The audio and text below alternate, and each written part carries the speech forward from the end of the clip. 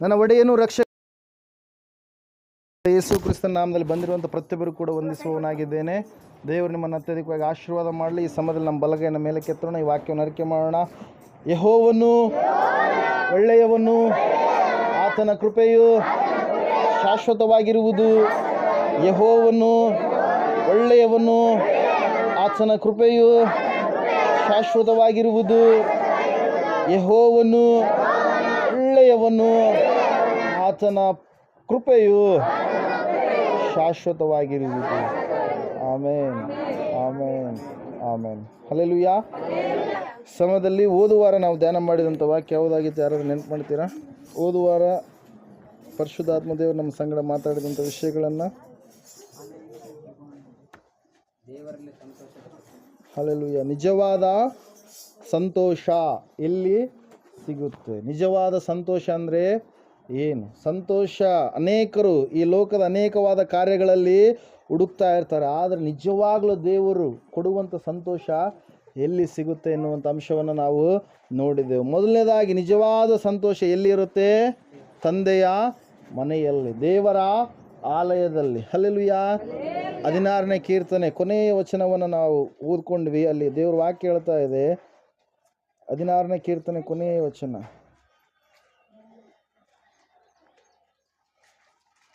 ಓದ್ತಿರೋ ಒಂದ್ಸರಿ.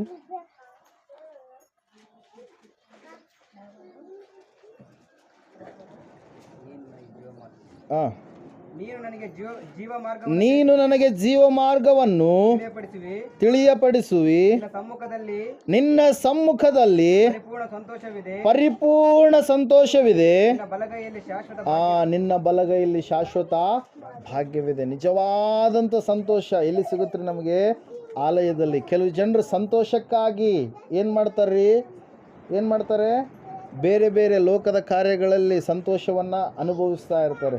ಕೆಲವೊಬ್ಬರಿಗೆ T V ನೋಡಲಾರದೇ ಇದ್ದರೆ ಅವ್ರಿಗೆ ಸಂತೋಷ ಸಿಗಲ್ಲ. ಸೀರಿಯಲ್ ಅದು ಆ ಟೈಮ್ಗೆ ನೋಡಲಾರದೇ ಇದ್ದರೆ ಅವ್ರಿಗೆ ಏನೋ ಒಂದು ಕಳ್ಕೊಂಡಿದ್ದೀನಿ ಅನ್ನುವಂಥ ರೀತಿಯಲ್ಲಿ ಅವರು ಇರ್ತಾರೆ. ಪ್ರೇರೆ ಕುಡಿಯುವಂಥವ್ರು ಕುಡಿಯೋದರಲ್ಲಿ ಸಂತೋಷ ಪಡ್ತಾರೆ, ಸೇದುವಂಥವ್ರು ಸೇದೋದ್ರಲ್ಲಿ ಸಂತೋಷ ಪಡ್ತಾರೆ, ತಿಕ್ಕುವಂಥವ್ರು ತಿಕ್ಕೋದ್ರಲ್ಲಿನೇ ಸಂತೋಷ ಪಡ್ತಾರೆ. ಅದು ತಿಕ್ಕಲಾರದೇ ಇದ್ದರೆ ಅವ್ರಿಗೆ ಸಂತೋಷ ಇರಲ್ಲ. ಹಲ್ಲೆಲೂಯಾ. ಹೇಳೋದು ಅರ್ಥ ಆಗ್ತಾ ಇದೆನಾ? ಅದು ಸಂತೋಷ ಎಂಥ ಸಂತೋಷ? ಅದು ಕ್ಷಣಿಕವಾಗಿರುವಂಥ ಸಂತೋಷ, ಶಾಶ್ವತವಾಗಿರುವಂಥ ಸಂತೋಷ ಅದು ಅಲ್ವೇ ಅಲ್ಲ. ಆದರೆ ನಿಜವಾದ ಸಂತೋಷ ಎಲ್ಲಿದೆ ಎಂಬುದಾಗಿ ದೇವರು ಹೇಳ್ತಾ ಇದ್ದಾರೆ ಅಂದರೆ ಆತನ ಆಲಯದಲ್ಲಿ. ಆತನ ಒಂದು ಪರಿಪೂರ್ಣವಾಗಿರ್ತಕ್ಕಂಥ ಸಂತೋಷವನ್ನು ನಾವು ಹೊಂದಿಕೊಳ್ಳೋದು ಸಾಧ್ಯವಾಗುವಂಥದ್ದು ಯಾವಾಗಂದರೆ ಆತನು ಹೇಳಿದ ಮಾರ್ಗದಲ್ಲಿ ನಾವು ನಡೆದಾಗ ಮಾತ್ರ. ಹಲ್ಲೆಲೂಯಾ. ಅದ್ರ ಸಲುವಾಗಿ ಯೇಸು ಸ್ವಾಮಿ ಅವರು ಹೇಳ್ತಾರೆ 15ನೇ ಅಧ್ಯಾಯ ಯೋಹಾನ್ ಬರೆದ ಸುವಾರ್ತೆಯಲ್ಲಿ, ನನ್ನಲ್ಲಿರುವ ಆನಂದವು ನಿಮ್ಮಲ್ಲಿಯೂ ಇರಬೇಕೆಂತಲೂ. ಯೇಸು ಕ್ರಿಸ್ತನು ಕೊಡುವಂಥ ಸಂತೋಷ ಈ ಲೋಕದಲ್ಲಿರ್ತಕ್ಕಂಥ ಬೇರೆ ಯಾರು ಕೂಡ ಕೊಡೋದಕ್ಕೆ ಸಾಧ್ಯವಿಲ್ಲ. ಆತನ ಸಂತೋಷವನ್ನು ನಾವು ಹೊಂದಿಕೊಳ್ಳುವವರಾಗಬೇಕು. ದೇವರ ವಾಕ್ಯ ಹೇಳ್ತಾ ಇದೆ. ಎರಡನೇದಾಗಿ ನಾವು ನೋಡಿದ್ವಿ, ಯಾಕೆ ನಾವು ಸಂತೋಷ ಪಡುವವರಾಗಿದ್ದೇವೆ? ಯಾರು ದೇವರ ಮಕ್ಕಳಾಗಿ ರಕ್ಷಣೆ ಮಾರ್ಗದಲ್ಲಿ ಬಂದಿದ್ದಾರೋ ಅವರ ಹೆಸರುಗಳು ಭೂಮಿಯ ಮೇಲೆ ಎಲ್ಲಾದರೂ ಬರೆದ್ರು ಕೂಡ ಅದು ಏನಾಗುತ್ತೆ? ಅಳಿಸಿ ಹೋಗುತ್ತೆ. ಯೇಸು ಸ್ವಾಮಿ ಅವರು ಹೇಳ್ತಾರೆ, ಪರಲೋಕದಲ್ಲಿ ನಿಮ್ಮ ಹೆಸರುಗಳು ಬರೆಯಲ್ಪಟ್ಟ ಕಾರಣಕ್ಕಾಗಿ ನೀವು ಸಂತೋಷ ಪಡ್ರಿ. ಲೂಕನ ಬರೆದ ಸುವಾರ್ತೆ. ಹಲ್ಲೆಲೂಯಾ. ಒಂದ್ಸಾರಿ ಓದ್ತೀರಾ ಆ ವಿಷಯ? ಹಲ್ಲೆಲೂಯಾ. 10ನೇ ಅಧ್ಯಾಯ 20ನೇ ವಾಕ್ಯ ಓದ್ರಿ.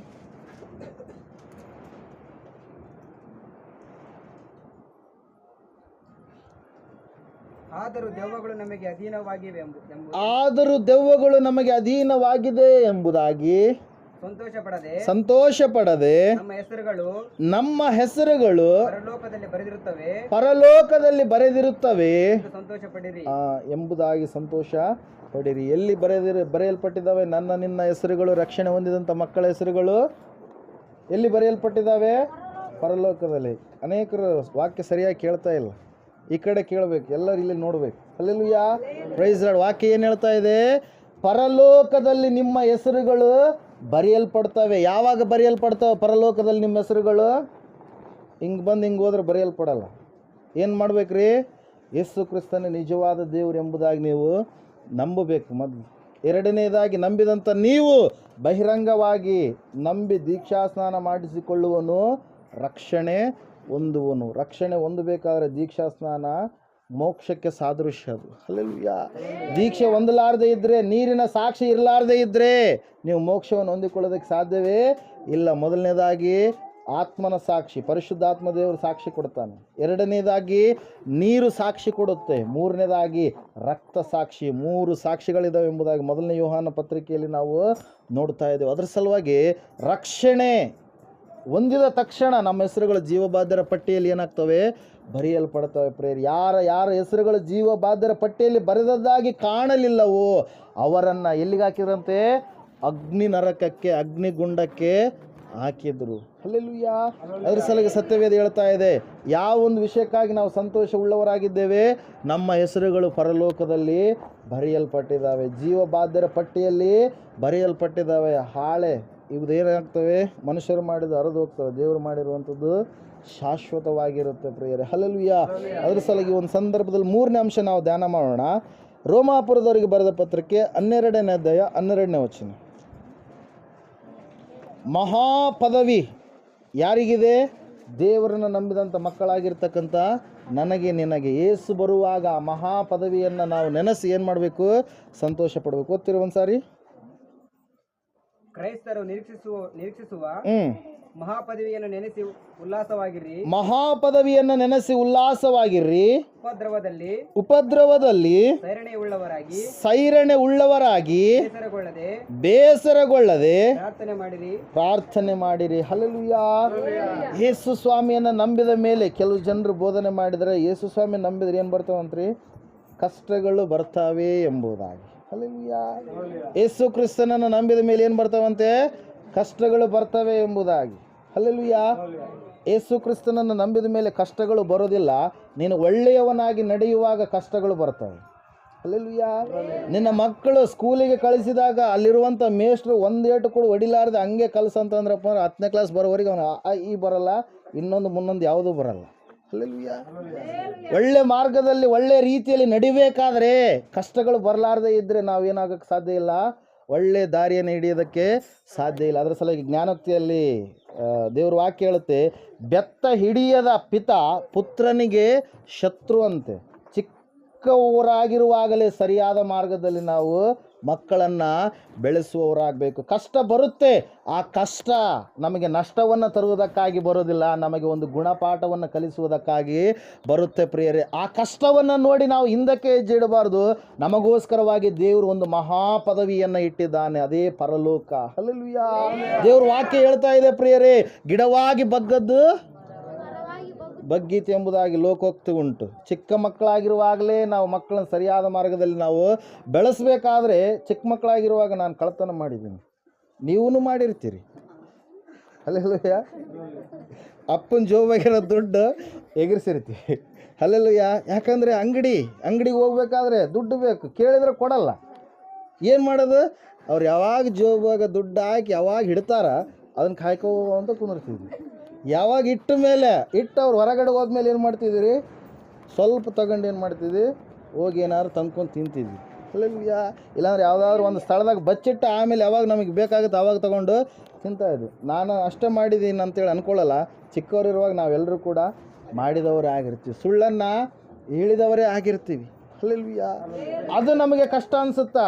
ಯೇಸು ಸ್ವಾಮಿ ನಂಬಬೇಕಾದ್ರೆ ಒಂದು ಹಂತಕ್ಕೆ ಬಂದಾಗ ನಾವು ಪರಿಪೂರ್ಣವಾದಂಥ ವಿಶ್ವಾಸ ನಮಗೆ ಬರೋದಕ್ಕೆ ಸಾಧ್ಯ ಆಗುತ್ತೆ. ಹಲ್ಲೆಲೂಯಾ. ಅದ್ರ ಸಲುವಾಗಿ ಯೇಸಪ್ಪನ ನಂಬಿದ್ರೆ ಕಷ್ಟ ಬರುತ್ತೆ. ಯಾಕೆ ಕಷ್ಟ ಬರುತ್ತೆ ಅಂದರೆ ನೀವು ಸುಳ್ಳು ಹೇಳೋದು ಬಿಡ್ಬೇಕಾಗುತ್ತೆ, ಅದೇ ನಿಮಗೆ ಕಷ್ಟ ಅನ್ಸೋದು. ಹಲ್ಲೆಲೂಯಾ. ಒಂದು ವೇಳೆ ಮಾರ್ಗ ತಪ್ಪಿ ನೀವು ನಡೀತಾ ಇದ್ರೆ, ಆ ಮಾರ್ಗ ತಪ್ಪಿ ನಡೆಯುವಂಥ ಸ್ಥಿತಿಯಿಂದ ನೀವು ಸರಿಯಾದ ಜೀವ ಮಾರ್ಗದ ಕಡೆಗೆ ಬಂದಾಗ, ಇದು ಮಾಡಿದಾಗ ಅದನ್ನು ಮಾಡಬಾರ್ದು ಅನಿಸುತ್ತೆ. ಹಲ್ಲೆಲೂಯಾ. ಹೇಳೋದು ಅರ್ಥ ಆಗ್ತಾ ಇದೆನಾ? ಅದನ್ನು ನೀವು ನೋಡಬೇಡ್ರಿ. ಯಾವುದನ್ನು ನೋಡ್ರಿ ನೀವು? ಶಾಶ್ವತವಾಗಿರ್ತಕ್ಕಂಥ ಪಟ್ಟಣ, ಪರಲೋಕ ಪಟ್ಟಣ ಪ್ರಿಯರೇ. ಹಲ್ಲೆಲೂಯಾ. ಅದ್ರ ಸಲುವಾಗಿ ದೇವ್ರ ವಾಕ್ಯ ಹೇಳ್ತಾ ಇದೆ, ಏನಂತ ಹೇಳಂದ್ರೆ, ಆ ಮಹಾಪದವಿ ಯಾರಿಗಿದೆ? ಯಾರು ನಂಬಿ ದೀಕ್ಷಾ ಸ್ನಾನ ಮಾಡಿಸಿಕೊಂಡು ರಕ್ಷಣೆ ಹೊಂದಿ ಆತನು ಹೇಳಿದ ಮಾರ್ಗದಲ್ಲಿ ನಡೆಯುವಂಥವರು. ಮಕ್ಕಳು ಹೋಮ್ವರ್ಕ್ ಮಾಡಲಾರ್ದೆ ಇದ್ರಪ್ಪ, ನೆಕ್ಸ್ಟ್ ಡೇ ಏನು ಮಾಡ್ತಾರೆ ಅವರು? ಏನು ಮಾಡ್ತಾರೆ? ಬಡಿಸ್ಕೊಳ್ತಾರೆ. ಹಲ್ಲೆಲೂಯಾ. ಯಾವುದು ದೇವರು ಮಾಡು ಎಂಬುದಾಗಿ ಹೇಳಿದಾನೋ ಅದನ್ನು ನಾವು ಮಾಡುವವರಾಗಬೇಕು. ಬೇಡ ಎಂಬುದಾಗಿ ಹೇಳಿದಾನೋ ಅದನ್ನು ನಾವು ಮಾಡದವರಾಗಿ ಇರಬೇಕು. ಹಲ್ಲೆಲೂಯಾ. ನಾವು ನೋಡ್ತಾ ಇದ್ದೇವೆ, ಸತ್ಯವೇದ ಹೇಳ್ತಾ ಇದೆ ಪ್ರೇಯರ್ ಏನಂತೇಳಿ, ಆ ಮಹಾಪದವಿಯನ್ನು ನಾವು ನೆನೆಸಿಕೊಳ್ಳುವವರಾಗಬೇಕು. ಪರಲೋಕ ಪಟ್ಟಣ ಅದು ಯೇಸು ಕ್ರಿಸ್ತನನ್ನು ನಂಬಿದಂಥ ಮಕ್ಕಳಿಗೆ ಮಾತ್ರ ಸಿಗುವಂಥದ್ದು ಪ್ರಿಯರೇ. ಈ ಒಂದೊಂದು ದೇಶಗಳಿಗೆ ಒಂದೊಂದು ರಾಜಧಾನಿಗಳಿದ್ದಾವೆ. ಇಡೀ ಪ್ರಪಂಚಕ್ಕೆ ರಾಜಧಾನಿ ಯಾವುದು? ಪರಲೋಕ. ಹಲ್ಲೆಲೂಯಾ. ಇಡೀ ಲೋಕಕ್ಕೆ ರಾಜಧಾನಿ ಯಾವುದ್ರಿ? ಆ ಪರಲೋಕದ ಪ್ರಜೆಗಳು ನಾವು ಯಾವಾಗ ಆಗ್ತೀವಿ? ಯೇಸು ಕ್ರಿಸ್ತನನ್ನು ಪರಿಪೂರ್ಣವಾಗಿ ನಂಬಿ ಆತನ ಮಾರ್ಗದಲ್ಲಿ ನಡೆಯುವಾಗ. ಒಂದು ಸಾರಿ ನೀವು ಸತ್ಯವೇದ ಪುಸ್ತಕದಲ್ಲಿ 19ನೇ ಅಧ್ಯಾಯ ಲೂಕನ ಬರೆದ ಸುವಾರ್ತೆ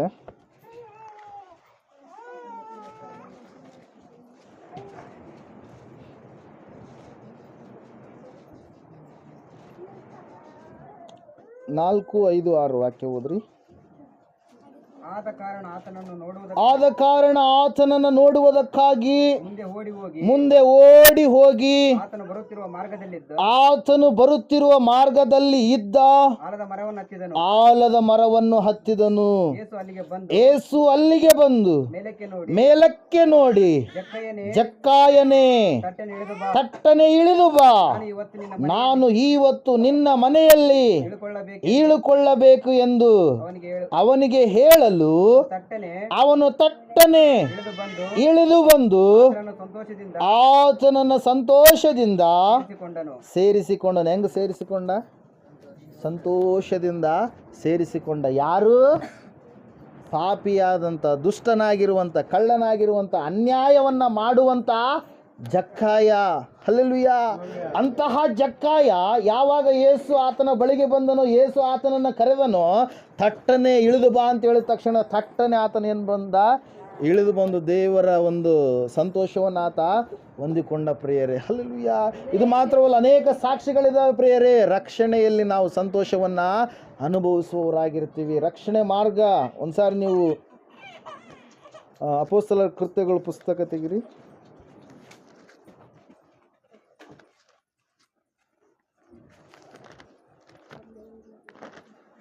ಹಲ್ಲೆಲೂಯಾ.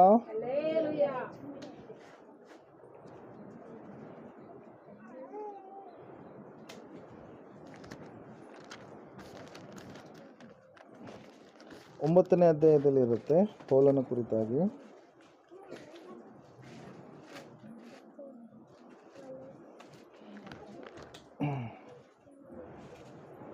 ಹೋದ್ರೆ ಒಂದ್ಸಾರಿ ಇಲ್ಲಿ ವಚನ ಹೇಳ್ತೀನಿ, 17ನೇ ವಾಕ್ಯದಿಂದ ಓದಿ. ಆಗ ಅನನೀಯನು ಮನೆಯೊಳಗೆ ಹೋಗಿ ಮೇಲೆ ತನ್ನ ಕೈಗಳನ್ನಿಟ್ಟು, ಸಹೋದರನ ಸೌಲನೇ, ನೀನು ಬಂದ ದಾರಿಯಲ್ಲಿ ನೀ ಕಾಣಿಸಿಕೊಂಡ ಕರ್ತನಾದ ಯೇಸು ಕಣ್ಣು ಕಾಣುವಂತೆಯೂ ನಿನ್ನ ಪವಿತ್ರಾತ್ಮ ಭರಿತನಾಗುವಂತೆಯೂ ನನ್ನನ್ನು ನಿನ್ನ ಬಳಿಗೆ ಕರೆದಿದ್ದಾನೆ ಹೇಳಿದನು. ಕೂಡಲೇ ಅವನ ಕಣ್ಣುಗಳಿಂದ ಪರೆಗಳಂತೆ ಏನೋ ಬಿದ್ದು ಅವನ ಕಣ್ಣು ಕಾಣಿಸಿದವು. ಅವನು ಎದ್ದು ದೀಕ್ಷಾಸ್ನಾನ ಮಾಡಿಸಿಕೊಂಡನು. ಏನ್ ಮಾಡಿದಂತೆ? ಅವನು ದೀಕ್ಷಾಸ್ನಾನ ಮಾಡಿಸಿಕೊಂಡ. ಯಾರ್ರೀ? ಸೌಲ. ಯಾರು ಸಭೆಯನ್ನು ಹಿಂಸೆ ಮಾಡ್ತಾ ಇದ್ರು ಆ ಸೌಲ ಏನು ಮಾಡಿದಂತೆ? ದೀಕ್ಷಾಸ್ನಾನ ಮಾಡಿಸಿಕೊಂಡ. ತಡ ಮಾಡಲಿಲ್ಲ. ದೇವ್ರ ವಾಕ್ಯದಲ್ಲಿ ಇನ್ನೊಂದು ಕಡೆಗೆ ನಾವು ನೋಡ್ತಾ ಇದ್ದೇವೆ, ಇನ್ನೂ ಸಾವಕಾಶ ಮಾಡುವುದೇಕೆ, ಬೇಗನೆ ನೀನೇನು ಮಾಡು, ದೀಕ್ಷಾಸ್ನಾನವನ್ನು ಮಾಡಿಸಿಕೋ ಎಂಬುದಾಗಿ ಯಾರು ಹೇಳ್ತಾರೆ? ಅನನೀಯ ಹೇಳ್ತಾನೆ ಪ್ರಿಯರೇ. ಹಲ್ಲೆಲೂಯಾ. ಯಾಕಂದರೆ ದೀಕ್ಷಾಸ್ನಾನ ಮಾಡಿಸಿಕೊಂಡ ನಂತರ ಏನಾಗತ್ರಿ? ಸಂತೋಷ ಬರುತ್ತೆ. 8ನೇ ಅಧ್ಯಾಯದಲ್ಲಿ ಅಪೊಸ್ತಲರ ಕೃತ್ಯಗಳಲ್ಲಿ ನಾವು ನೋಡ್ತಾ ಇದ್ದೇವೆ. ಅಲ್ಲಿ ಸತ್ಯವೇದ ಹೇಳ್ತಾ ಇದೆ,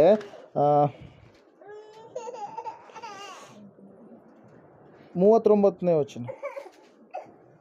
ಅವರು ನೀರನ್ನು ಬಿಟ್ಟು ಮೇಲಕ್ಕೆ ಬಂದ ಕರ್ತನ 36ನೇ ವಚನ ಓದ್ರಿ ಒಂದ್ಸರಿ.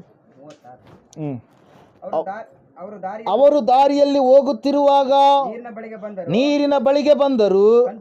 ಕಂಚುಕಿಯು, ಅಗೋ ನೀರು, ನನಗೆ ದೀಕ್ಷಾಸ್ನಾನವಾಗುವುದಕ್ಕೆ ಅಡ್ಡಿ ಏನು ಎಂದು ಹೇಳಿ ರಥವನ್ನ ನಿಲ್ಲಿಸು ಅಪ್ಪಣೆ ಕೊಟ್ಟನು.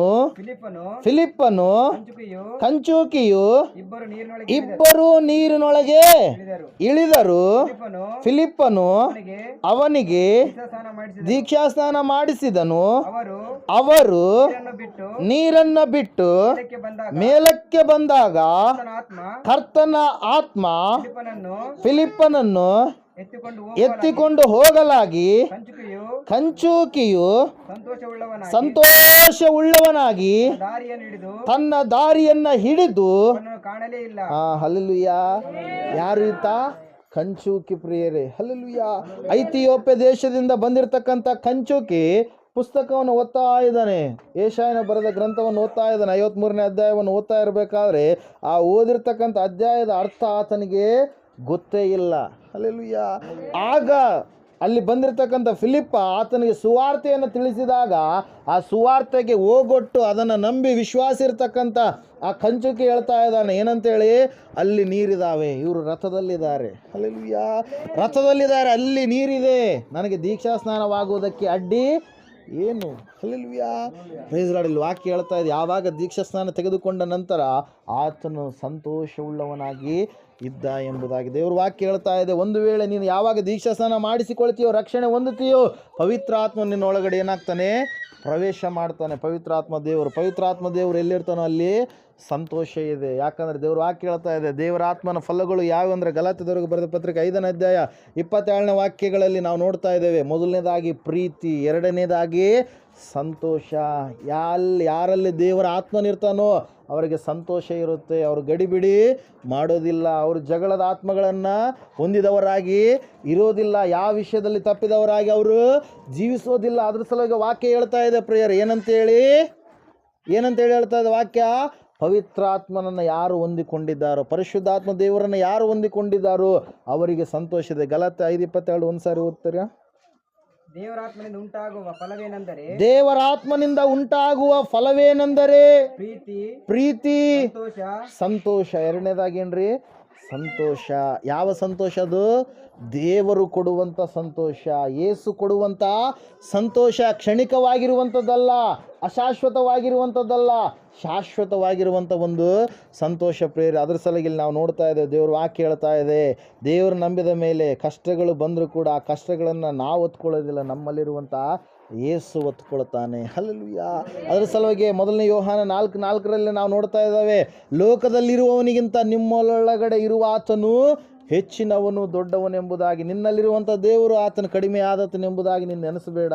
ನಿನ್ನ ನಂಬಿಕೆಯನ್ನು ನೀನು ಕುಂದಿಸಿಕೊಳ್ಳಬೇಡ. ಸತ್ಯವೇದ ಹೇಳ್ತಾ ಇದೆ ಪ್ರಿಯರೇ, ದೇವ್ರ ವಾಕ್ಯ ಹೇಳ್ತಾ ಇದೆ, ಲೋಕದಲ್ಲಿ ಬರುವಂಥ ಶ್ರಮೆಗಳ ಮಧ್ಯದಲ್ಲಿ, ಸಂಕಟದ ಮಧ್ಯದಲ್ಲಿಯೂ ನಾವು ಜೀವಿಸುವಾಗ ದೇವ್ರ ವಾಕ್ಯ ಹೇಳ್ತಾ ಇದೆ ಏನಂತೇಳಿ, ಆ ಮಹಾಪದವಿಯನ್ನು ನಾವು ನೆನೆಸಿಕೊಳ್ಳಬೇಕು. ಯಾವುದು ಮಹಾಪದವಿ? ಪರಲೋಕ. ಹಲ್ಲೆಲೂಯಾ. ಆ ಪರಲೋಕ ಪಟ್ಟಣ ಯಾವ ರೀತಿಯಾಗಿದೆ ಎಂಬುದಾಗಿ ಅನೇಕ ಸಾರಿ ನಾವು ಕೇಳಿರ್ತೀವಿ ಪ್ರಿಯರೇ. ಬಂಗಾರದ ಪಟ್ಟಣ, ಬಂಗಾರದ ಮನೆಗಳು, ಚಿನ್ನದ ಬೀದಿಗಳು, ವಜ್ರ ವೈಡೂರ್ಯ, ರತ್ನ, ಗೋಮೇಧಿಕ, ಪುಷ್ಯ, ರಾಗ ಅವೆಲ್ಲವುಗಳಿಂದ ಅಲಂಕೃತವಾಗಿರ್ತಕ್ಕಂಥ ಪಟ್ಟಣ. ನಾವು ಮನೆ ಕಟ್ತೀವಿ, ಯಾವುದ್ರಲ್ಲೇ ಕಟ್ತೀವಿ ರೀ? ಸಿಮೆಂಟಲ್ಲೇ ಕಟ್ತೀವಿ. ಅಲ್ಲಿ ಎಂಥ ಮನೆ ಅಂತೆ? ಬಂಗಾರದ ಮನೆ. ಇಷ್ಟೇ ಬಂಗಾರಕ್ಕೆ ಜಗಳಾಡಿ ಡೈವರ್ಸ್ ಮಾಡ್ಕೊಂಡ್ರೂ ಇರ್ತಾರೆ. ಹೆಂಗ್ರಿ? ಇಷ್ಟೇ ಬಂಗಾರಕ್ಕೆ. ಅಲ್ಲಿ ದೇವ್ರು ಏನು ಹೇಳ್ತಾನೆ? ಬಂಗಾರದ ಮನೆಗಳು, ಬಂಗಾರದ ಬೀದಿಗಳು, ಎಲ್ಲ ಬಂಗಾರದ್ದೇ ಅಂತ. ಹಲ್ಲೆಲೂಯಾ. ಅಷ್ಟು ದೇವ್ರು ಯಾರಿಗೆ ಕೊಡ್ತಾನಂತ್ರಿ? ಯಾರು ಪರಲೋಕ ರಾಜ್ಯದಲ್ಲಿ ಅವ್ರ ಹೆಸರುಗಳು ಬರೆಯಲ್ಪಟ್ಟಿದ್ದಾವೋ, ಜೀವಬಾಧ್ಯರ ಪಟ್ಟಿಯಲ್ಲಿ ಬರೆಯಲ್ಪಟ್ಟಿದ್ದಾವೋ ಅವರಿಗೆ ಕೊಡ್ತಾನೆ. ಜೀವಬಾಧ್ಯರ ಪಟ್ಟಿಯಲ್ಲಿ ನಿನ್ನ ಹೆಸರು ಸೇರ್ಪಡೆ ಆಗಬೇಕಾದ್ರೆ ಏನು ಮಾಡಬೇಕು? ಅಪ್ಲಿಕೇಶನ್ ಹೆಂಗೆ ಆಗ್ತಿರಲ್ಲ, ಯಾವುದಾದ್ರೂ ನಿಮಗೆ ಯೋಜನೆ ಬೇಕಂತೇಳಿ, ಅದರಂಗೆ ನಾವೇನಾಗಬೇಕು ರೀ? ಯೇಸುವೆ ನಿಜವಾದ ದೇವರು ಎಂಬುದಾಗಿ ನಂಬಬೇಕು, ದೀಕ್ಷಾ ಸ್ನಾನ ಮಾಡಿಸಿಕೊಳ್ಳಬೇಕು, ಆತನ ಮಾರ್ಗದಲ್ಲಿ ನಾವು ನಡೆಯಬೇಕು. ದೇವರನ್ನು ನಂಬಿ ನಡಿಲಾರದೆ ಇದ್ದರೆ ಪ್ರಯೋಜನ ಇಲ್ಲ. ಹಲ್ಲೆಲೂಯಾ. Praise Lord. ಅದ್ರ ಸಲುವಾಗಿ ದೇವ್ರ ವಾಕ್ಯ ಹೇಳ್ತಾ ಇದೆ, ಆ ಮಹಾಪದವಿ ನನಗೆ ಮಾತ್ರ ಅಲ್ಲ, ಎಲ್ಲರಿಗೂ ಕೂಡ ಇದೆ. ನಮ್ಮೆಲ್ಲರಿಗೂ ಕೂಡ, ಆತನ ನಂಬಿದಂಥ ಮಕ್ಕಳಾದಂಥ ನಮ್ಮೆಲ್ಲರಿಗೂ ಕೂಡ ಇದೆ ಪ್ರಿಯರು. ಅದರ ಸಲುವಾಗಿ ಸತ್ಯವೇದದಲ್ಲಿ ನಾವು ನೋಡ್ತಾ ಇದ್ದೇವೆ, ದೇವರು ಯಾವ್ಯಾವ ವಿಷಯಗಳಿಗಾಗಿ ಸಂತೋಷ ಪಡ್ತಾನೆ. ಈ ಸಮಯದಲ್ಲಿ 2 ಅಂಶಗಳನ್ನು ನಾವು ನೋಡಿಕೊಳ್ಳೋಣ. ದೇವರು ಯಾವ ವಿಷಯಗಳಿಗಾಗಿ ಸಂತೋಷ ಪಡ್ತಾನೆ? ಮೊದಲನೇದಾಗಿ ಯಾವ ವಿಷಯ ಅಂದರೆ, ಜ್ಞಾನೋಕ್ತಿ ಪುಸ್ತಕ ತೆಗೀರಿ ಒಂದು ಸಾರಿ. 11ನೇ ಅಧ್ಯಾಯ 1ನೇ ವಾಕ್ಯ. ಜ್ಞಾನೋಕ್ತಿ. ಮೋಸದ ತ್ರಾಸು ಯೆಹೋವನಿಗೆ ಅಸಹ್ಯ, ನ್ಯಾಯದ ತೂಕ ಆತನಿಗೆ ಸಂತೋಷ. ದೇವರಿಗೆ ಸಂತೋಷ ಯಾವುದ್ರಿ? ನೀತಿಯುಳ್ಳವರಾಗಿ, ನ್ಯಾಯವುಳ್ಳವರಾಗಿ ಯಾರು ನಡೆದುಕೊಳ್ತಾರೋ ಅವರು ದೇವರಿಗೆ ಸಂತೋಷವನ್ನು ಕೊಡುವಂಥವ್ರು ಆಗ್ತಾರೆ. ಅವ್ರು ನೋಡಿದರೆ ದೇವ್ರಿಗೆ ಏನಿರುತ್ತೆ, ಸಂತೋಷ ಇರುತ್ತೆ. ಅನ್ಯಾಯ ಮಾಡುವಂಥವ್ರನ್ನ ದೇವರು ಸಹಿಸೋದಿಲ್ಲ. ಅನ್ಯಾಯ ಮಾಡುವಂಥ ಜಕ್ಕಾಯನ ಬಳಿಗೆ ದೇವರು ಹೋದಾಗ ಆ ಅನ್ಯಾಯಗಾರನಾದಂಥ ಜಕ್ಕಾಯ ಏನಾದ್ನ ರೀ, ಬದಲಾವಣೆಯಾದ. ಹಲ್ಲೆಲೂಯಾ. ದೇವ್ರ ವಾಕ್ಯ ಹೇಳ್ತಾ ಇದೆ, ಸತ್ಯವೇದ ಹೇಳ್ತಾ ಇದೆ, ದೇವರು ಯಾರಲ್ಲಿ ಸಂತೋಷ ಪಡ್ತಾನಂದ್ರೆ ಯಾರು ಆತನ ಮಕ್ಕಳಾಗಿ ಪರಿಪೂರ್ಣವಾಗಿ ನೀತಿ ಉಳ್ಳವರಾಗಿ ಜೀವಿಸ್ತಾ ಇರ್ತಾರೋ. ಅಯ್ಯೋ, ಮನುಷ್ಯರು ನೋಡಲಾರ್ದೆ ಇರುವಾಗ ಒಂದು ಥರ, ಮನುಷ್ಯರು ನೋಡಿದಾಗ ಒಂದು ಥರ ಜೀವಿಸುವಂಥದ್ದಲ್ಲ. ದೇವರು ಯಾವಾಗಲೂ ಕೂಡ ನೋಡುವ ದೇವರಾಗಿದ್ದಾನೆ. ಅದ್ರ ಸಲುವಾಗಿ ಹಾಡಾಡುವಾಗ ನಾವು ಹಾಡು ಹಾಡಿದವಲ್ಲ ಏನೆಂಬುದಾಗಿ, ಎಲ್ ರೋಹಿ ಅಂದರೆ ಆತನು ನೋಡುವ ದೇವರು, ನಮ್ಮನ್ನು ಕಾಣುವ ದೇವರು. ದೇವರಿಗೆ ಮರೆಯಾಗಿರುವಂಥದ್ದು ಯಾವುದು ಕೂಡ ಇಲ್ಲವೇ ಇಲ್ಲ ಪ್ರಿಯರೇ. ಅದ್ರ ಸಲುವಾಗಿ ಸತ್ಯವೇದ ಹೇಳ್ತಾ ಇದೆ, ದೇವರು ಸಂತೋಷ ಪಡ್ತಾನೆ ಯಾವ ಒಂದು ಸಮಯದಲ್ಲಿ ನಾವು ನೀತಿಯುಳ್ಳವರಾಗಿ ಜೀವಿಸುವಾಗ. ಅನ್ಯಾಯದ ತ್ರಾಸು ಅಲ್ಲಿ ನಾವು ನೋಡ್ತಾ ಇದ್ದೇವೆ, ದೇವ್ರ ವಾಕ್ಯ ಹೇಳ್ತಾ ಇದೆ, ಅದು ಯೆಹೋವನಿಗೇನಂತೆ, ಅಸಹ್ಯ. ಯಾರ ಜೀವಿತದಲ್ಲಿ ಅನ್ಯಾಯ ಆಳ್ತಾ ಇದೆಯೋ, ದೇವರಿಗೆ ಮೆಚ್ಚುಗೆಯಾದದ್ದು ಬಿಟ್ಟು, ದೇವರಿಗೆ ಮೇಲಾಗಿರುವಂಥದ್ದನ್ನು ಬಿಟ್ಟು ಮೇಲಾಗಲಾರದ್ದು ಕೆಟ್ಟದಾಗಿರುವಂಥದ್ದು ಆಳ್ತಾ ಇದೆಯೋ, ಅವರನ್ನು ಕಂಡ್ರೆ ದೇವರಿಗೆ ಸಂತೋಷ ಇಲ್ಲ. ಯಾಕಂದರೆ ದೇವ್ರ ವಾಕ್ಯ ಹೇಳ್ತಾ ಇದೆ, ಅಂಥವ್ರು ಯಾವಾಗ ಬದಲಾಗ್ತಾರೋ ಅಂತೇಳಿ ದೇವರು ಕಾಯ್ತಾ ಇದ್ದಾನೆ, ತಡ ಮಾಡ್ತಾ ಇದ್ದಾನೆ ಪ್ರಿಯರೇ. ಅದ್ರ ಸಲುವಾಗಿ ದೇವ್ರ ವಾಕ್ಯ ಹೇಳ್ತಾ ಇದೆ ಪ್ರಿಯರೇ, ಸತ್ಯವೇದ ಹೇಳ್ತಾ ಇದೆ, ದೇವರು ಯಾರಲ್ಲಿ ಸಂತೋಷ ಪಡ್ತಾನಂತೆ, ನೀತಿ ಉಳ್ಳವರಾಗಿ ನಡೆದುಕೊಳ್ಳುವಂಥವರ ಮೇಲೆ. ಜಕ್ಕಾಯ ನೀತಿ ಉಳ್ಳವನಾಗಿ ನಂತರ ನಡೆದುಕೊಂಡ ಎಂಬುದಾಗಿ ಸತ್ಯವೇದ ಹೇಳ್ತಾ ಇದೆ. ಅದ್ರ ಸಲುವಾಗಿ ಯೇಸಪ್ಪ ಹೇಳ್ತಾ ಇದ್ದಾರೆ, ಇವತ್ತು ಈ ಮನೆಗೆ ರಕ್ಷಣೆಯಾಯಿತು.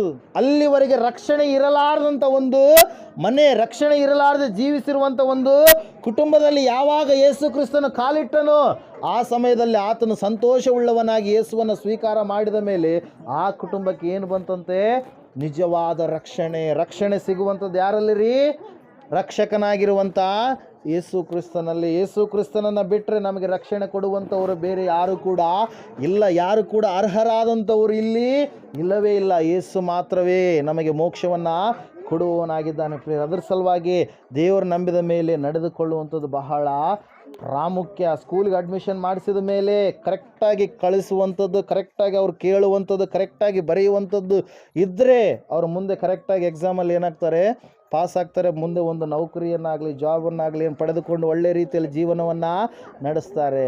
ಯಾರು ಫೇಲ್ ಆಗ್ತಾರ್ರಿ, ಯಾರು ಒಳ್ಳೆ ರೀತಿಯಲ್ಲಿ ಸ್ಟಡಿ ಮಾಡಲಾರ್ದೆ ಎಲ್ಲ ಟೈಮ್ ಅವು ಇವು ಎಲ್ಲ ಮಾಡೋ ಹೊರಗಿನ ಕೆಲಸಗಳೆಲ್ಲ ಮಾಡಿಕೊಂಡು ಸ್ಟಡಿ ಮಾಡಲಾರ್ದೆ ಇದ್ರಪ್ಪ ಅಂದ್ರೆ ಏನಾಗ್ತಾರೆ, ಅವರು ಫೇಲ್ ಆಗ್ತಾರೆ. ಪ್ರಯತ್ನ ಪಟ್ಟಂಥವ್ರು ಯಾವತ್ತಾದ್ರೂ ವಿಫಲ ಆಗೋಕ್ಕೆ ಸಾಧ್ಯನಾ? ಒಂದು ವೇಳೆ ವಿಫಲ ಆದರೆ ಮತ್ತೆ ಮುಂದೊಂದು ದಿನ ಅವ್ರು ಏನು ಮಾಡ್ತಾರೆ ರೀ, ಸಕ್ಸಸ್ಸನ್ನು ಹೊಂದಿಕೊಳ್ತಾರೆ ಪ್ರೇಯರ್. ಅದ್ರ ಸಲುವಾಗಿ ಸತ್ಯವೇದ ಹೇಳ್ತಾ ಇದೆ ಏನೆಂಬುದಾಗಿ ಅಂದರೆ, ದೇವರು ಯಾರಲ್ಲಿ ಸಂತೋಷ ಪಡ್ತಾನಂದರೆ ನೀನು ನೀತಿ ಉಳ್ಳವನಾಗಿ ನೀತಿ ಉಳ್ಳವಳಾಗಿ ನೀನು ನಡೆಯುವಾಗ. ಕೆಟ್ಟದ್ದು ಏನೆಂಬುದಾಗಿ ಎಲ್ಲರಿಗೂ ಗೊತ್ತು. ಹಲ್ಲೆಲೂಯಾ. ಆ ಬೇಡವಾದ ಕೆಟ್ಟ ಸಂಗತಿಗಳು ನಿನ್ನಲ್ಲಿ ಇರಬಾರ್ದು. ನೀನು ಪವಿತ್ರನಾಗಿ ಪರಿಶುದ್ಧನಾಗಿ ಜೀವಿಸುವಂಥದ್ದು ಎಷ್ಟೋ ದೇವರಿಗೆ ಮೆಚ್ಚುಗೆಯಾಗಿರುವಂಥದ್ದು ಪ್ರೇಯರ್. ಅದ್ರ ಸಲುವಾಗಿ ದೇವ್ರ ವಾಕ್ಯ ಹೇಳ್ತಾ ಇದೆ, ಅಪೊಸ್ತಲರ ರೋಮಾಪುರದವರಿಗೆ ಬರೆದ ಪತ್ರಿಕೆ, ರೋಮಾಪುರದವರಿಗೆ ಬರೆದ ಪತ್ರಿಕೆ. ನಿದ್ದೆ ಮಾಡೋರೆಲ್ಲ ಗಟ್ಟಿಯಾಗಿ ಚಪ್ಪಾಳೆ ಹೊಡ್ರಿ ಒಂದ್ಸರಿ.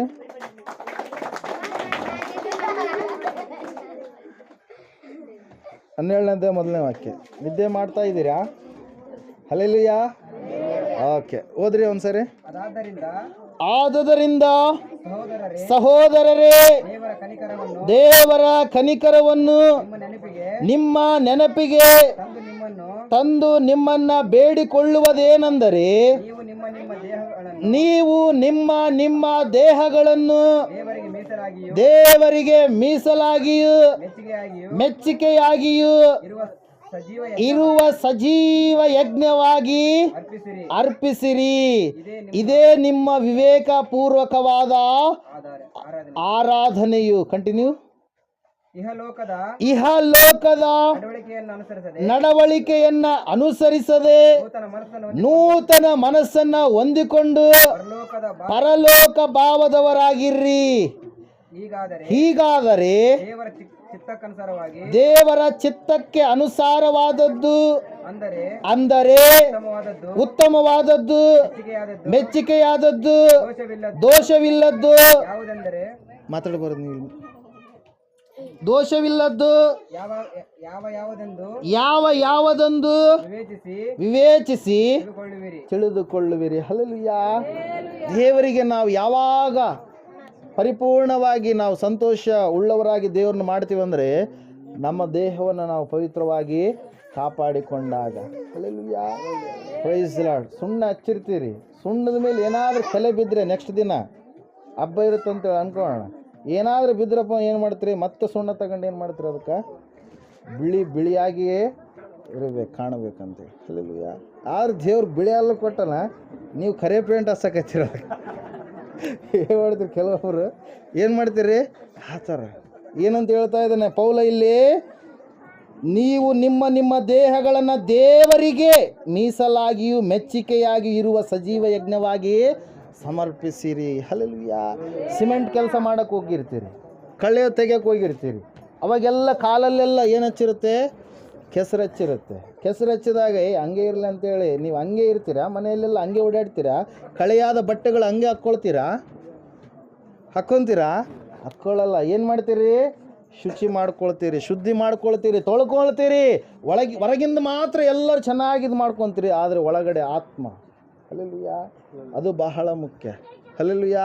ಒಳಗಡೆ ಆತ್ಮ ಅದು ಒಂದು ವೇಳೆ ಏನಾದರೂ ಯಾವುದಾದ್ರೂ ಅಂಟಿಕೊಂಡ್ರೆ ಅದಕ್ಕೆ ತೊಳಿಬೇಕಾದ್ರೆ ಯೇಸು ಕ್ರಿಸ್ತನ ರಕ್ತ, ಯೇಸು ಕ್ರಿಸ್ತನ ವಾಕ್ಯ ಮಾತ್ರ ಏನು ಮಾಡುತ್ತೆ, ಅದನ್ನು ತೊಳೆಯುತ್ತೆ ಪ್ರಿಯರೇ. ಅದರ ಸಲುವಾಗಿ ದೇವ್ರ ವಾಕ್ಯ ಹೇಳ್ತಾ ಇದೆ ಏನಂತೇಳಿ, ತಿಳಿದುಕೊಂಡಿರ್ತಕ್ಕಂಥ ನೀವು ನಿಮ್ಮ ದೇಹಗಳನ್ನು ದೇವರಿಗೆ ಮೆಚ್ಚುಗೆಯಾಗಿಯೂ ಸಜೀವ ಯಜ್ಞವಾಗಿ ನೀವೇನು ಮಾಡಬೇಕು, ಸಮರ್ಪಣೆ ಮಾಡಬೇಕು. ಮೀಸಲು ತುಪ್ಪ, ಮೀಸಲಾದದ್ದು ಅಂದ ತಕ್ಷಣ ಏನು ರೀ, ಅದು ಪ್ರತ್ಯೇಕ. ಹಲ್ಲೆಲೂಯಾ. ಇಷ್ಟು ನಾವು ಮೀಸಲಿಟ್ಟಿದ್ದೀವಿ ಅಂದಮೇಲೆ ಅದಕ್ಕೆ ನಾವು ಏನು ಮಾಡ್ತೀವಿ, ಉಪಯೋಗ ಮಾಡ್ತೀವಿ. ಅದರಂಗೆ ನಮ್ಮ ದೇಹಗಳನ್ನು ಯಾವುದಕ್ಕಾಗಿ ನಾವು ಮೀಸಲಿಡಬೇಕು, ದೇವರಿಗೆ ಎಂಬುದಾಗಿ ಹೇಳಿಬಿಟ್ಟಿದ್ದಾರೆ ಸತ್ಯವೇದದಲ್ಲಿ. ಹಲ್ಲೆಲೂಯಾ.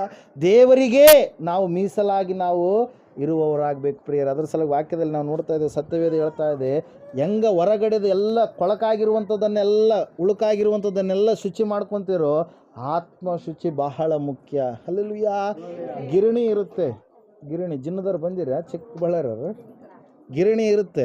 ಗಿರಣಿದು ಅವ್ರು ಹೊರಗಡೆ ಎಲ್ಲ ಚೆನ್ನಾಗಿ ಶುದ್ಧಿ ಮಾಡಿ ಒಳಗಡೆ ಏನೋ ನಟ್ಟು ಬೋಲ್ಟ್ ಅವು ಕಲ್ಲು ಏನಾದರೂ ಎಫೆಕ್ಟ್ ಆಗಿದ್ರಪ್ಪ ಅಂದ್ರೆ ಆಯ್ತು ಹಾಕ್ತಾರೆ, ಎಲ್ಲ ಹಾಕಿದ್ರೆ ಬರುತ್ತಾ, ಇಟ್ಟು ಬರುತ್ತಾ ಒಳಗಡೆ. ಗಿರಣಿ ಹೆಂಗಿರ್ಬೇಕು, ಒಳಗಡೆ ಅದು ಚೆನ್ನಾಗಿರ್ಬೇಕು. ಚಕ್ರ ಏನಾಗಿರ್ಬೇಕು, ಏನಂತೀರಿ ಅಮ್ಮ ಅವಕ್ಕ, ಪಟ್ಟೆ ಅಂತೀರ ಏನು, ಅವೆಲ್ಲ ಏನಾಗಿರ್ಬೇಕು, ಒಳಗಡೆ ಇರ್ತಕ್ಕಂಥ ಸಾಮಾನೆಲ್ಲ ಕ್ಲಿಯರ್ ಇದ್ದರೆ ಏನಾಗುತ್ತೆ, ಒಳಗಡೆ ಹೊರಗಡೆ ಶುಚಿ ಇರಲಾರ್ದೆ ಇರಲಿ, ಏನಾಗುತ್ತೆ, ಇಟ್ಟು ಮಾತ್ರ ಚೆನ್ನಾಗಿ ಬರುತ್ತೆ. ಅದರಂಗೆ ಒಳಗಡೆ ಆತ್ಮ ಬಹಳ ಮುಖ್ಯ. ಇದೇ ಎಲ್ಲ ಕೆಡುಕನ್ನು ಮಾಡುವಂಥದ್ದು. ಅದರ ಸಲುವಾಗಿ ಸತ್ಯವೇದ ಹೇಳ್ತಾ ಇದೆ, ದೇವರಿಗೆ ಯಾವುದರಲ್ಲಿ ಇಷ್ಟಪಡ್ತಾನಂದ್ರೆ ದೇವರು ನಾವು ನೀತಿವಂತರಾಗಿ ನ್ಯಾಯವಂತರಾಗಿ ಜೀವಿಸುವಾಗ ದೇವರು ನಮ್ಗೆ ಏನು ಮಾಡ್ತಾನೆ, ದೇವರು ನಾವು ಸಂತೋಷಪಡಿಸಿದಂಗೆ ಆಗುತ್ತೆ. ಅದರ ಸಲುವಾಗಿ ದೇವ್ರ ವಾಕ್ಯದಲ್ಲಿ ಲೂಕನ ಬರೆದ ಸುವಾರ್ತೆಯಲ್ಲಿ ಒಂದು ಮಾತಿರುತ್ತೆ ಪ್ರಿಯರೇ, 15ನೇ ಅಧ್ಯಾಯ ಅನ್ಕೊತೀನಿ. ಲೂಕನ ಬರೆದ ಸುವಾರ್ತೆ. ಚಿಕ್ಕ ಮಕ್ಕಳು ಯಾಕೆ ಜಾಸ್ತಿ ಮಾತಾಡ್ತಾ ಇದ್ದೀರಿ ಇವತ್ತು? 15ನೇ ಅಧ್ಯಾಯ 6ನೇ ವಚನದಿಂದ ಓದ್ತಿರೋ ಒಂದು ಸಾರಿ. ತನ್ನ ಹೆಗಲಿನ ಮೇಲೆ ಇಟ್ಟು 3ರಿಂದ ಓದಿ, ಇನ್ನೂ ಗೊತ್ತಾಗುತ್ತೆ ಈಜಿ. ಆಗ ಆತನು ಅವರಿಗೆ ಒಂದು ಸಾಮ್ಯವನ್ನು ಹೇಳಿದನು, ಅದೇನೆಂದರೆ ನಿಮ್ಮೊಳಗೆ ಯಾವ ಮನುಷ್ಯನಾದರೂ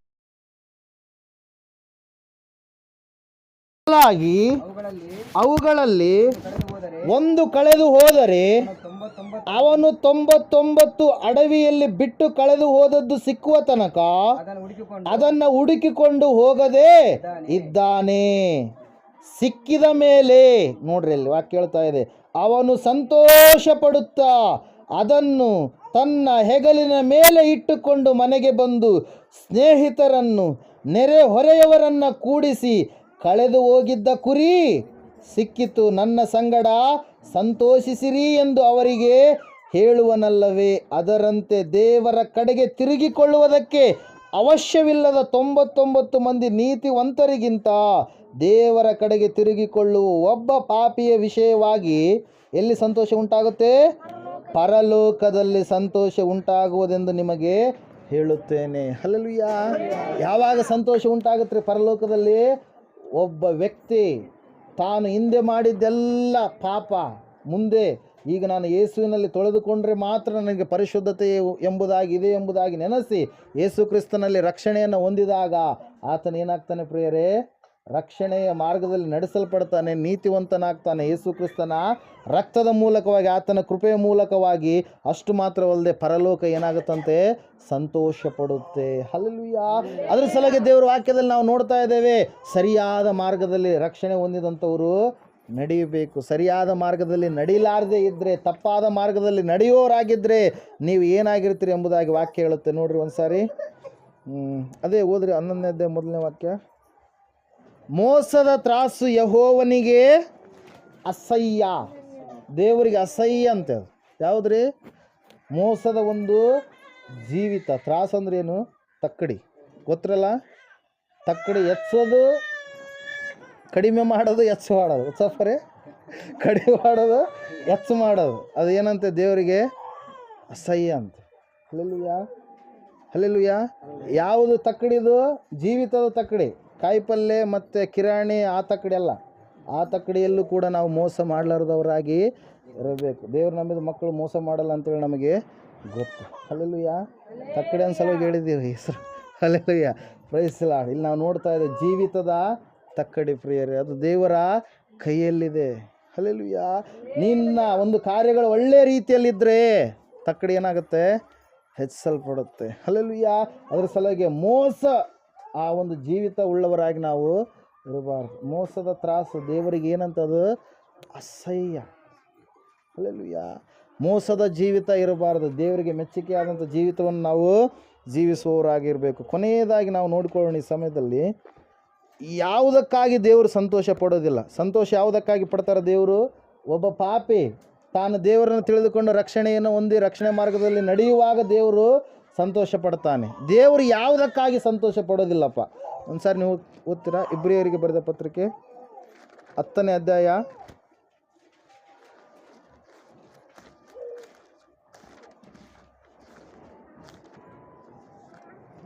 10 ಕೊನೆಯ 2 ವಚನಗಳು ಓದ್ರಿ. 10ನೇ ಅಧ್ಯಾಯ ಕೊನೆಯ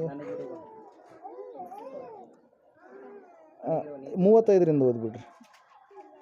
ಹಾಗಾದರೆ ನಿಮ್ಮ ಧೈರ್ಯವನ್ನು ಬಿಟ್ಟುಬಿಡಿ. 34ರಿಂದ ಓದ್ರಿ, ಚೆನ್ನಾಗಿ ಗೊತ್ತಾಗುತ್ತೆ.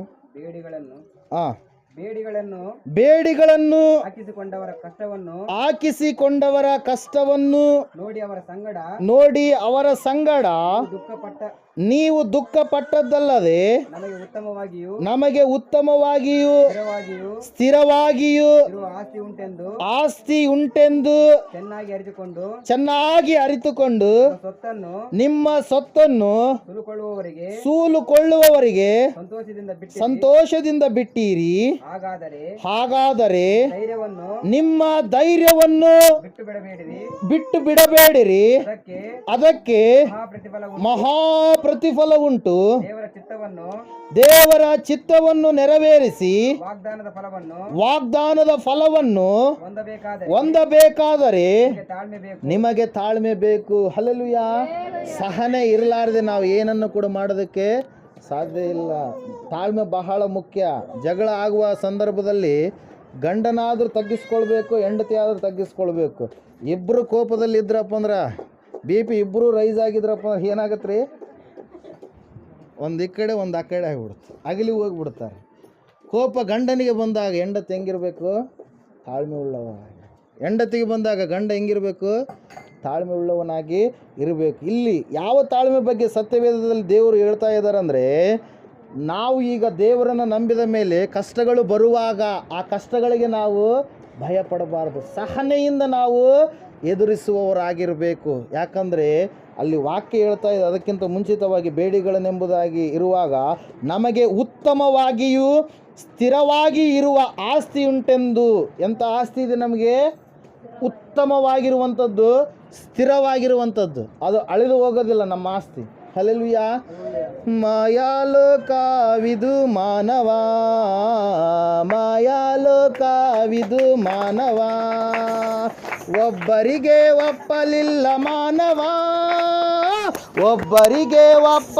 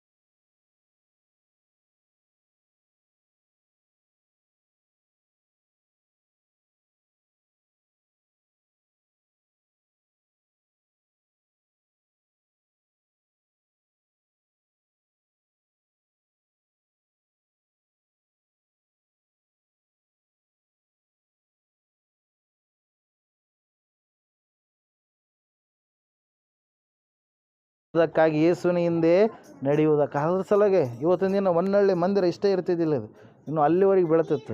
ಹಂಗೆ ಬಂದು ಹಿಂದಕ್ಕೆ ಹೋದರೆ ಜಾಸ್ತಿ. ಹಲ್ಲೆಲೂಯಾ. ಸ್ವಸ್ಥತೆಗೋಸ್ಕರವಾಗಿ ಬಂದು ಹಿಂದಕ್ಕೆ ಹೋದರೆ ಜಾಸ್ತಿ. Hallelujah, praise Lord. ಅದ್ರ ಸಲಗಿ ಇಲ್ಲಿ ವಾಕ್ಯ ಹೇಳ್ತಾ ಇದೆ ಪ್ರಿಯರೇ, ಹಿಂದಕ್ಕೆ ಹೋದವರ ಮೇಲೆ ದೇವರಿಗೆ ಸಂತೋಷವಿಲ್ಲ. ಸ್ವಸ್ಥತೆ ದೇವರು ಮಾಡ್ತಾನೆ. ಹಲ್ಲೆಲೂಯಾ. ದೆವ್ವ ಕೂಡ ಮಾಡುತ್ತೆ ಸ್ವಸ್ಥತೆ ಆಗಿನ ಪೂರ್ತಿಯಾಗಿ.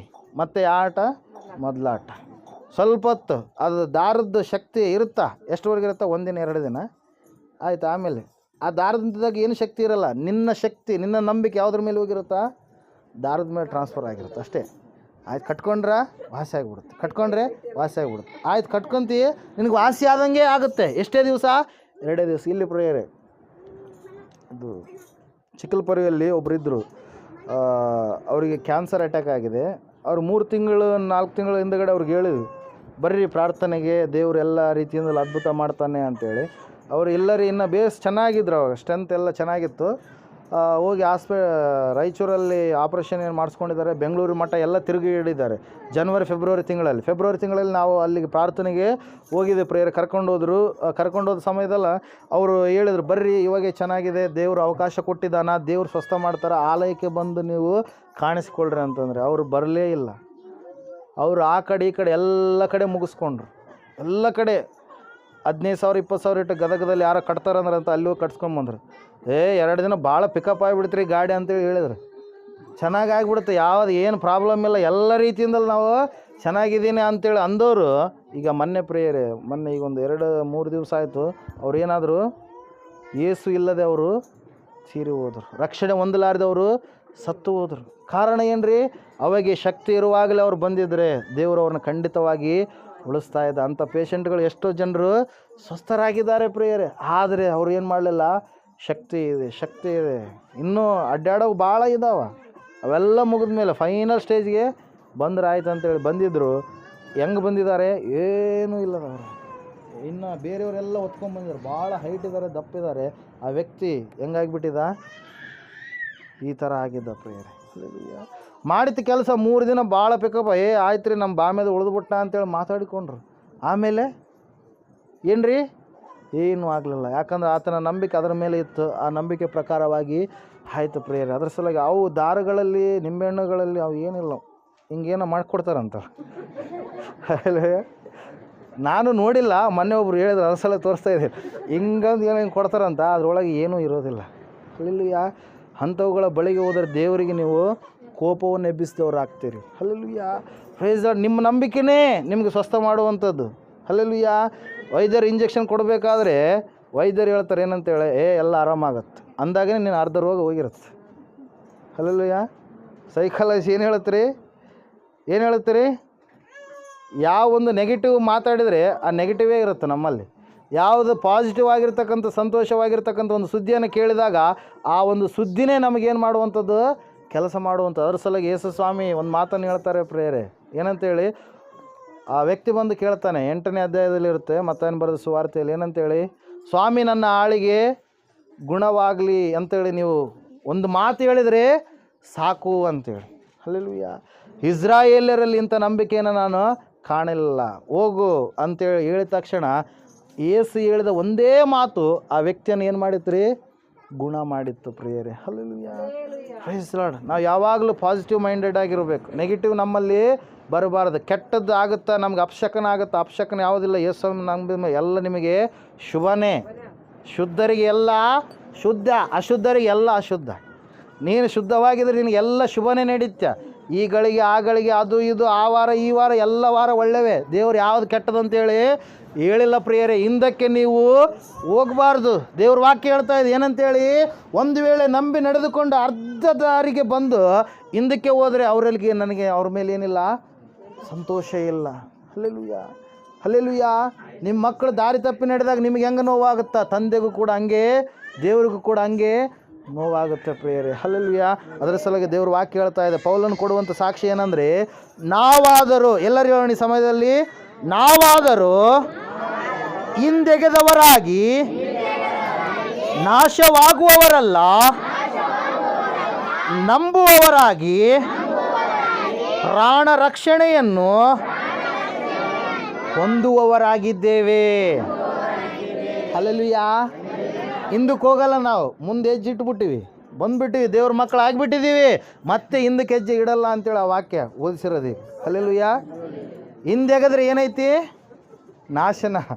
ಹಲ್ಲೆಲೂಯಾ. ನಾವು ಮುಂದೆ ಇಟ್ಟಿವಿ, ನಮ್ಮ ಪ್ರಾಣ ಏನಾಗಿದೆ? ರಕ್ಷಿಸಲ್ಪಟ್ಟಿದೆ. ಹಲ್ಲೆಲೂಯಾ. ನೇಗಿಲಿನ ಮೇಲೆ ಕೈ ಇಟ್ಟು ಹಿಂದಕ್ಕೆ ನೋಡಿದ್ರಪ್ಪ ಅಂದ್ರೆ ಮುಂದೆ ಅದು ಎಲ್ಲಿ ಏನಾಗುತ್ತಾ ಗೊತ್ತಾಗಲ್ಲ. ಅವ್ರು ನನಗೆ ಇಷ್ಟ ಇಲ್ಲ ಎಂಬುದಾಗಿ ಯೇಸು ಹೇಳ್ತಾರೆ ಪ್ರಿಯರೇ. ಹಲ್ಲೆಲೂಯಾ. Praise Lord. ಅದ್ರ ಸಲುವಾಗಿ ಸತ್ಯವೇದ ಹೇಳ್ತಾ ಇದೆ, ಈ ಸಮಯದಲ್ಲಿ ನೀವು ತಿಳ್ಕೊಳ್ಬೇಕಾಗಿರ್ತಕ್ಕಂಥ ಅಂಶ ಒಂದೇ, ದೇವರು ನಿನ್ನ ನಡುವೆ ಸಂಬಂಧ ಕಡಿದು ಹೋಗಿದ್ರೆ ಅದನ್ನು ನೀನು ಕಟ್ಟಿಕೊಳ್ಳಬೇಕು. ಆ ಒಂದು ಸತ್ಸಂಬಂಧ ಪರಿಪೂರ್ಣವಾಗಿ ಹಂಗೆ ಕೊನಸಾಗ್ತಾ ಇರಬೇಕು, ಕಂಟಿನ್ಯೂ ಆಗ್ತಾನೇ ಇರಬೇಕು. ಅದು ಎಲ್ಲಿ ಕೂಡ ಮತ್ತೆ ಗ್ಯಾಪ್ ಆಗಬಾರ್ದು. ಮತ್ತೆ ಪುನಃ ಕೆಲವೊಂದು ಸಾರಿ ಬೀಳ್ತಾ ಇರ್ತೀವಿ ಭಕ್ತಿಯ ಜೀವಿತದಲ್ಲಿ, ಆದರೆ ಮತ್ತೆ ಪುನಃ ನಾವು ಎದ್ದೇಳಬೇಕು. ಹಲ್ಲೆಲೂಯಾ. ಬಿದ್ದಿದ್ದೀವಿ ಅಂತೇಳಿ ಹಂಗೆ ಬಿದ್ದಲ್ಲಿ ಅಲ್ಲೇ ಬೀಳೋದಲ್ಲ ಕೊಳಕಾಗ, ಪುನಃ ನಾವು ಏನಾಗಬೇಕು? ಎದ್ದೇಳಬೇಕು. ದೇವ್ರ ರಾಜ್ಯಕ್ಕಾಗಿ ನೀತಿಗಾಗಿ ನಾವು ಜೀವಿಸುವವರಾಗಬೇಕು. ಹಲ್ಲೆಲೂಯಾ. ಸಮಯ ದೇವರು ಒದಗಿಸಿಕೊಟ್ಟಿದ್ದಾನ, ಆ ಸಮಯದಲ್ಲಿಯೇ ನಾವು ಎಷ್ಟೋ ಕಾರ್ಯಗಳನ್ನು ಮಾಡಬೇಕಾಗಿತ್ತು, ಎಷ್ಟೋ ಜನರಿಗೆ ಸುವಾರ್ತೆಯನ್ನು ತಿಳಿಸ್ಬೇಕಾಗಿತ್ತು, ಯೇಸುವಿನ ಬಗ್ಗೆ ಎಷ್ಟೋ ಜನರಿಗೆ ಹೇಳಬೇಕಾಗಿತ್ತು. ಹೇಳಿವ್ಯಾ? ಹೇಳಿಲ್ಲ. ನಮ್ಮ ಮನೆಯವ್ರನ್ನೇ ನಡ್ಸೋಕ್ಕೆ ನಮಗೆ ಕೆಲವೊಂದು ಸಾರಿ ಆಗಿಲ್ಲ ಪ್ರಿಯರೇ. ಹಲ್ಲೆಲೂಯಾ. ಅದರ ಸಲುವಾಗಿ ದೇವ್ರ ವಾಕ್ಯ ಹೇಳ್ತಾ ಇದೆ ಪ್ರಿಯರೇ, ನಾವು ಹಿಂದಕ್ಕೆ ಹೋಗಿ ನಾಶ ಹೊಂದುವವರಲ್ಲ. ಹಿಂದಕ್ಕೆ ಹೋದರೆ ಪಾತಾಳ ಬಾಯಿ ತೆರ್ಕೊಂಡಿದೆ, ನುಂಗುತ್ತಾ ಇದೆ, ಅದಕ್ಕೆ ತೃಪ್ತಿ ಇಲ್ಲ. ಎಷ್ಟು ಜನರನ್ನಾದರೂ ಏನು ಮಾಡ್ತದು? ನುಂಗುತ್ತೆ ಪ್ರಿಯರೇ. ಅದರ ಸಲುವಾಗಿ ನಾವು ಹಿಂದಕ್ಕೆ ಹೋಗೋರಲ್ಲ, ಮುಂದಕ್ಕೆ ಹೋಗಿ ನಂಬಿಕೆ ಉಳ್ಳವರಾಗಿ ನಾವು ಜೀವಿಸಿ ಪ್ರಾಣ ರಕ್ಷಣೆಯನ್ನು ಹೊಂದುತ್ತೀವಿ, ದೇವರನ್ನ ಸಂತೋಷ ಪಡಿಸ್ತೀವಿ. ಅದು ಭಾಳ ಮುಖ್ಯ. ಹಲ್ಲೆಲೂಯಾ. ಯಾವುದರಲ್ಲಿ ದೇವರು ಸಂತೋಷ ಪಡ್ತಾನೆ? ಆತನ ಮಕ್ಕಳು ನೀತಿವಂತರಾಗಿ ನಡೆಯುವಾಗ. ದಾರಿ ತಪ್ಪಿದ್ದ ಮಗ, 15ನೇ ಅಧ್ಯಾಯದಲ್ಲಿ ನಾವು ನೋಡ್ತಾ ಇದ್ದೇವೆ, ಲೂಕನ ಬರೆದ ಸುವಾರ್ತೆಯಲ್ಲಿ, ದಾರಿ ತಪ್ಪಿದ ಮಗ ಪುನಃ ಮನೆಗೆ ಬರುವಾಗ ತಂದೆಯೇ ಓಡಿ ಹೋಗಿ ಏನು ಮಾಡಿದ್ನ? ಆತನನ್ನು ಅಪ್ಪಿಕೊಂಡ. ಆ ವಸ್ತ್ರಗಳು ಎಷ್ಟು ಗಲೀಜಿದ್ವು. ಹಲ್ಲೆಲೂಯಾ.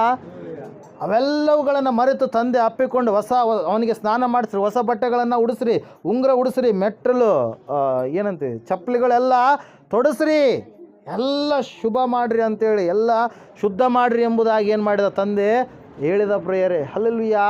Praise Lord. ಒಂದು ವೇಳೆ ನೀನು ದಾರಿ ತಪ್ಪಿ ಹೋಗಿದ್ದರೆ ಪುನಃ ನೀನು ಯೇಸುವಿನ ಬಳಿಗೆ ಬರುವಾಗ ಆತನ ಏನು ಮಾಡ್ತಾನೆ? ಸಂತೋಷ ಪಡ್ತಾನೆ ಪ್ರಿಯರೇ. ಹಲ್ಲೆಲೂಯಾ. ಈ ಸಮಯದಲ್ಲಿ ನಾವೆಲ್ಲರೂ ಎದ್ದು ನಿಂತುಕೊಳ್ಳೋಣ. ಒಂದು ವೇಳೆ ನೀನು ದಾರಿ ತಪ್ಪಿದ್ದೀಯಾ, ನಾಳೆ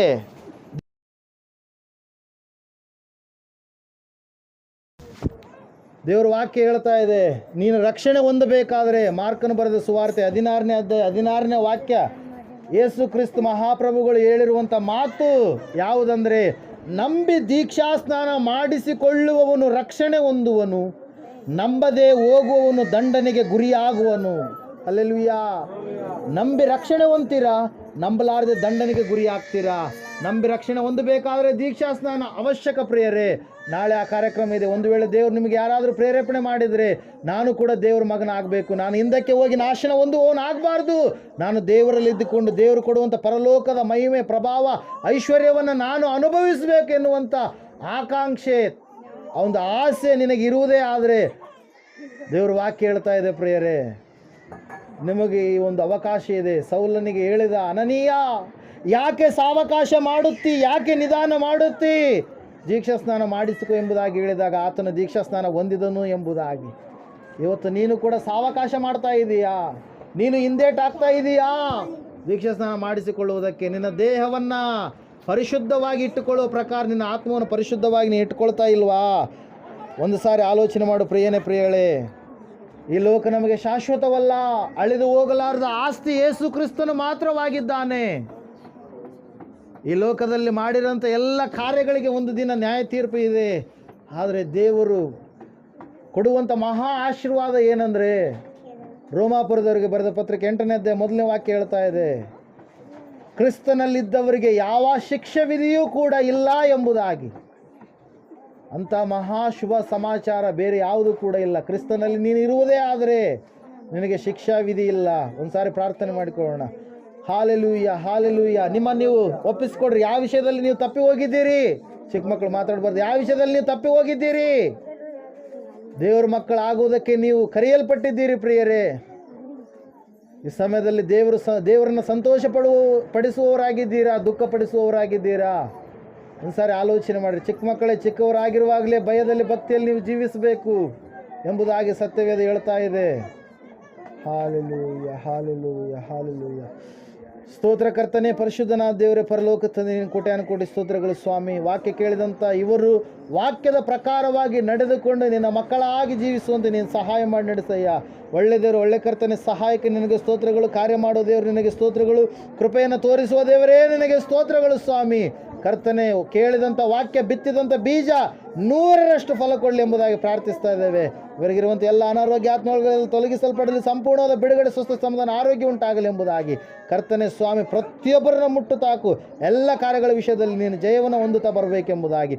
ನಿನಗೆ ಮಾತ್ರ ಮಹಿಮೆ, ನಿನಗೆ ಮಾತ್ರ ಘನ, ನಿನಗೆ ಮಾತ್ರ ಪ್ರಭಾವಗಳು ಸಲ್ಲಿಸಲ್ಪಡಲಿ ಎಂಬುದಾಗಿ ಬೇಡಿರುವಂಥದ್ದೆಲ್ಲ ಯೇಸು ಕ್ರಿಸ್ತನ ನಾಮದಲ್ಲಿ ಪ್ರಾರ್ಥಿಸರ್ಪಿಸಿ ಬೇಡಿ ಎಲ್ಲವನ್ನು ಹೊಂದಿದ್ದೇವೆ ಪರಮ ತಂದೆಯೇ. ನಮ್ಮ ತಂದೆಯಾದ ದೇವರ ಶಾಶ್ವತವಾದ ಪ್ರೀತಿಯು, ಕುಮಾರನಾಗಿ ಬಂದಿರುವ ಯೇಸು ಕ್ರಿಸ್ತನ ಶಾಶ್ವತವಾದ ಕೃಪೆಯು, ಪರಿಶುದ್ಧಾತ್ಮ ದೇವರ ಶಾಶ್ವತವಾದ ಅನ್ಯೋನ್ಯತೆ ನಡೆಸುವಿಕೆ, ಅಲಂಕರಿಸುವಿಕೆಯು ಕೂಡಿ ಬಂದಿರುವ ಇವರ ಸಂಗಡಲು, ಸಕಲ ಸದ್ಭಕ್ತರ ಸಂಗಡಲು, ಪ್ರಪಂಚದಲ್ಲಿರ್ತಕ್ಕಂಥ ಎಲ್ಲ ಮನುಷ್ಯರ ಸಂಗಡಲು ಸದಾಕಾಲ ನೆಲೆಯಾಗಿರಲಿ ಸ್ವಾಮಿ. ಯೇಸು ರಕ್ತಕ್ಕೆ ಜಯ, ಸಕಲ ಪಾಪಗಳು ಲಯ. ಯೇಸು ರಕ್ತಕ್ಕೆ ಜಯ, ಸಕಲ ಪಾಪಗಳು ಲಯ. ಯೇಸು ಪ್ರಭು ರಕ್ತಕ್ಕೆ ಸಂಪೂರ್ಣ ವಿಜಯ, ಸಕಲ ಪಾಪಗಳಿಗೆ ಅನಂತ ಕಾಲ ನಾಶನ. ಹಾಲೆಲೂಯ, ಹಾಲೆಲೂಯ, ಹಾಲೆಲೂಯ. ಸ್ತೋತ್ರಂ, ಸ್ತೋತ್ರಂ, ಸ್ತೋತ್ರಂ. ಆಮೇನ್, ಆಮೇನ್, ಆಮೇನ್. ಇಂಥ ಒಳ್ಳೆ ಸಮಯದ